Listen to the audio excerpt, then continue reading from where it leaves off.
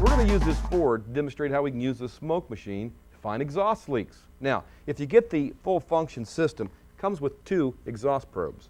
Now, one of them, if you have a dual exhaust, you can use this little plug here to plug up the adapter, shove the cone into the one tailpipe. The other tailpipe you put into the side you're going to run the smoke in.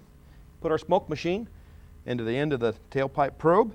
Make sure you do this when the cat's cooled down. Otherwise, a fully lit off catalytic converter is going to do what its job is intended. It's going to eat smoke. You don't want that happening. So let it cool down a bit, roll some smoke in, and see where it leaks out.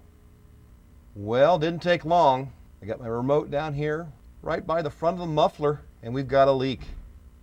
Looks like we're going to have to put a new muffler clamp on at the very least. Maybe a muffler. Piece of cake.